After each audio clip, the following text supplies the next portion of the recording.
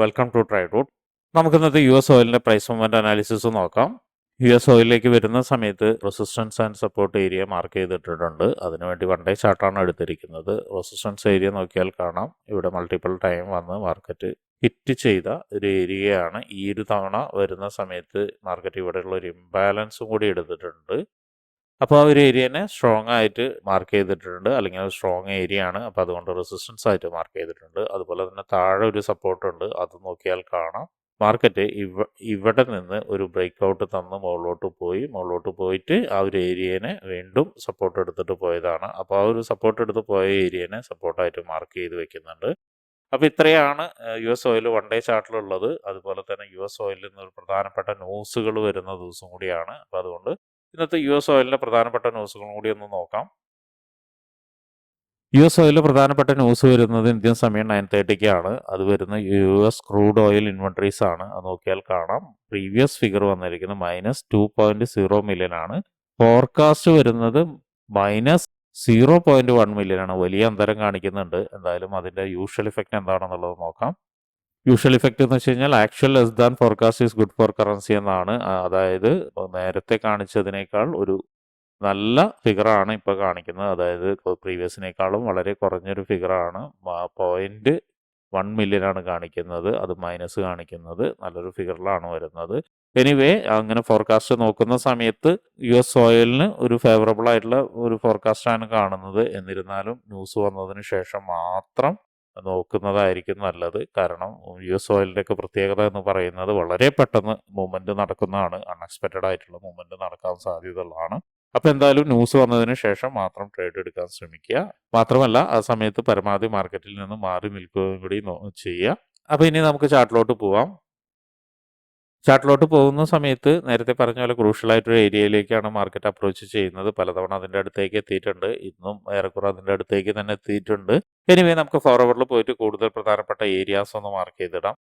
ഫോർവേഡിലേക്ക് പോകുന്ന സമയത്ത് നേരത്തെ പറഞ്ഞ പോലെ, അല്ലെങ്കിൽ നേരത്തെ മാർക്ക് ചെയ്ത അതേ ഏരിയാസ് അതുപോലെ തന്നെ നിൽക്കുന്നുണ്ട്. അപ്പോൾ കാര്യമായിട്ടുള്ള ഇതൊന്നും സപ്പോർട്ട് ഏരിയയിൽ വരയ്ക്കുന്നില്ല. എങ്കിലും ഈ ഒരു ഏരിയനെ മാർക്ക് ചെയ്ത് വെക്കുന്നത് നന്നായിരിക്കും. ഇനി മുകളിലോട്ട് പോകുന്ന സമയത്ത് ഒരു റെസിസ്റ്റൻസ് ഏരിയ ഇവിടെ ക്രിയേറ്റ് ചെയ്തിട്ടുണ്ട്. അതിനെ ഒന്ന് ജസ്റ്റ് ഒന്ന് മാർക്ക് ചെയ്തിടുന്നുണ്ട്. നമുക്ക് 1 അവറിലോ മറ്റോ അല്ലെങ്കിൽ 15 മിനിറ്റ്സിലോ നമുക്ക് ചിലപ്പോൾ അത് അഡ്ജസ്റ്റ് ചെയ്യേണ്ടി വരും. അപ്പോൾ അതുകൊണ്ട് വരച്ച് വെച്ചിട്ടുള്ളൂ. അത് കറക്റ്റായിട്ട് വരുന്ന ഒരു ടൈം ഫ്രെയിമിലേക്ക് നമുക്ക് അഡ്ജസ്റ്റ് ചെയ്തിട്ട് വെക്കാം.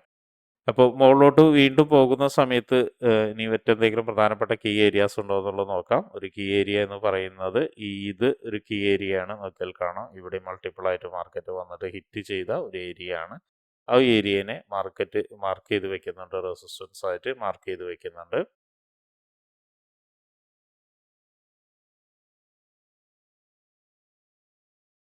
ഇനി താഴോട്ടേക്ക് വരുന്ന സമയത്തും ഉണ്ട് പ്രധാനപ്പെട്ട ഏരിയാസ് ഉണ്ട്. അതിൽ ഒരു പ്രധാനപ്പെട്ട ഏരിയ എന്ന് പറയുന്നത് ഇത് വളരെ പ്രധാനപ്പെട്ട ഒരു ഏരിയ ആണ്.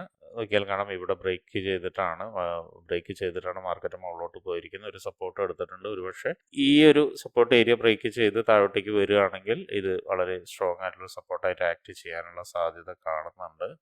അപ്പം അതിനെ അതുകൊണ്ട് മാർക്ക് ചെയ്തിടുന്നുണ്ട്. അതുപോലെ തന്നെ ഇവിടെയും ഉണ്ട്. നോക്കിയാൽ കാണാം, ഇവിടെയും പല തവണ വന്നിട്ട് മാർക്കറ്റ് സപ്പോർട്ട് എടുത്തിട്ടാണ് മുകളിലോട്ട് പോയിരിക്കുന്നത്. അപ്പോൾ ഇത്രയും ഏരിയാസ് സപ്പോർട്ടായിട്ട് മാർക്ക് ചെയ്തിടുന്നുണ്ട് 4 അവറിൻ്റെ. ഇനിയിപ്പോൾ നമുക്ക് 1 അവറിലേക്ക് പോവാം. 1 അവറിലേക്ക് പോയിട്ട് പ്രധാനപ്പെട്ട ഏരിയാസ് എന്തെങ്കിലും ഉണ്ടോ എന്നുള്ളത് നോക്കാം. 1 അവറിലേക്ക് പോരുന്ന സമയത്ത് നേരത്തെ നമ്മൾ മാർക്ക് ചെയ്ത റെസിസ്റ്റൻസ് നോക്കിയാൽ കാണാം, അതങ്ങനെ തന്നെ നിലനിൽക്കുന്നുണ്ട്. അവിടേക്ക് വീണ്ടും മാർക്കറ്റ് ചെന്ന് റെസിസ്റ്റൻസ് എടുത്ത് താഴോട്ടേക്ക് വന്നിട്ടുണ്ട്.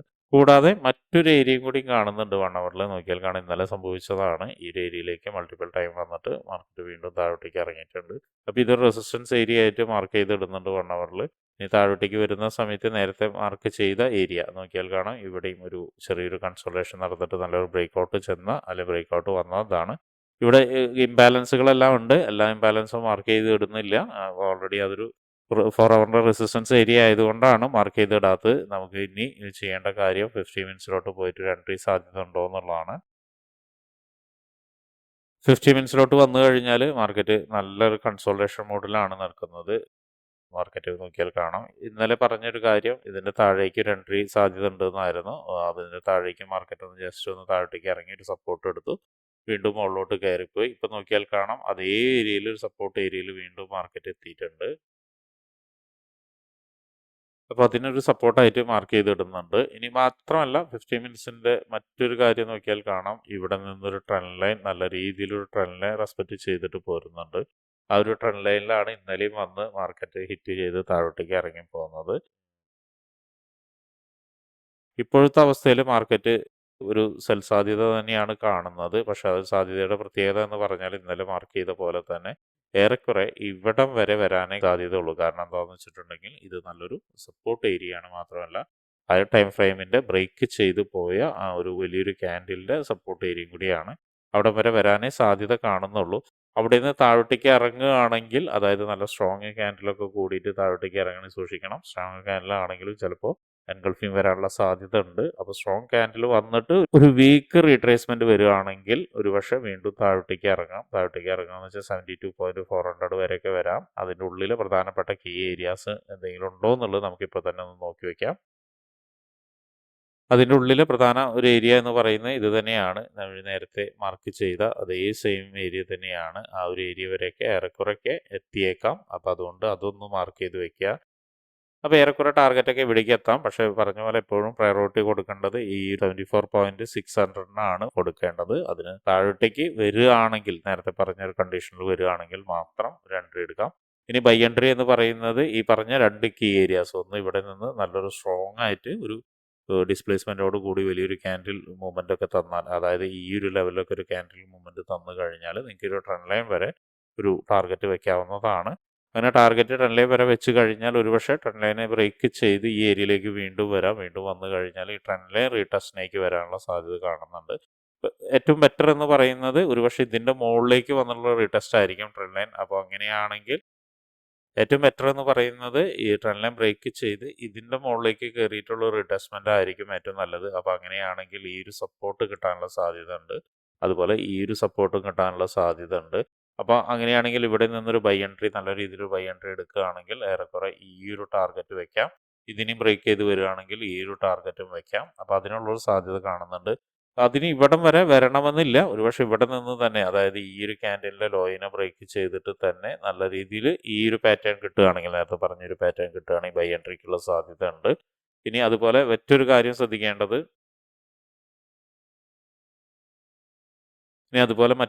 ശ്രദ്ധിക്കേണ്ടത് വീണ്ടും മാർക്കറ്റ് ഈ ഒരു ഏരിയയിലേക്ക് എത്തി ട്രെൻഡ് ലൈൻ ബ്രേക്ക് ചെയ്തു കഴിഞ്ഞിട്ട് ഇതേപോലെ തന്നെ നല്ലൊരു ക്യാൻഡിൽ മൂവ്മെൻറ്റ് താഴോട്ടേക്ക് വന്നിട്ടുണ്ടെങ്കിൽ, പ്രത്യേകിച്ചും ഇതിൻ്റെ ഹൈനെ ബ്രേക്ക് ചെയ്തിട്ട് നല്ലൊരു ക്യാൻഡിൽ മൂവ്മെൻറ്റ് താഴെ വന്നിട്ടുണ്ടെങ്കിൽ നിങ്ങൾക്ക് ഒരുപക്ഷെ അവിടെ നിന്നും ഒരു സെല്ല് എടുക്കാവുന്നതാണ്. അപ്പോൾ ശ്രദ്ധിക്കേണ്ടത്, ഇങ്ങനൊരു പാറ്റേൺ ആണ് മുകളിലേക്ക് തന്നിട്ടുണ്ടെങ്കിൽ അതിൻ്റെ ഒരു സപ്പോർട്ടിലേക്ക് ഏറെക്കുറെ വെക്കേണ്ടി വരും, ടാർഗറ്റ് വെക്കേണ്ടി വരും. അതൊരു പക്ഷേ ഇവിടെ തന്നെ ആയിരിക്കാമെന്ന് എക്സ്പെക്റ്റ് ചെയ്യുന്നു.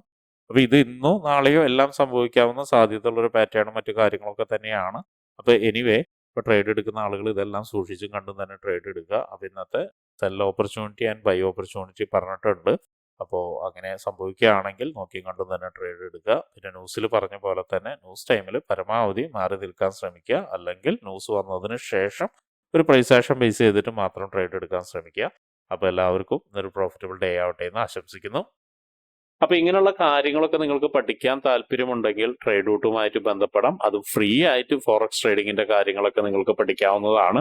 അതിനു വേണ്ടിയിട്ട് ഈ വീഡിയോയുടെ ഡിസ്ക്രിപ്ഷനിൽ ഒരു ഗൂഗിൾ ഫോം കൊടുത്തിട്ടുണ്ട്. ആ ഗൂഗിൾ ഫോം കൃത്യമായി വായിച്ച് അതിലുള്ള കണ്ടീഷൻസ് ഒക്കെ ഓക്കെ ആണെങ്കിൽ മാത്രം ഫിൽ ചെയ്യുക. അതോടൊപ്പം തന്നെ ഡിസ്ക്രിപ്ഷനിലുള്ള വാട്സപ്പ് ചാനലിൽ നിങ്ങൾക്ക് ജോയിൻ ചെയ്യാവുന്നതാണ്. അവിടെ ട്രേഡ് റൂട്ടിന്റെ അപ്ഡേറ്റ്സ് ലഭിക്കുന്നതാണ്. അപ്പോൾ എല്ലാവർക്കും ഇന്നൊരു പ്രോഫിറ്റബിൾ ഡേ ആവട്ടെ എന്ന് ആശംസിക്കുന്നു.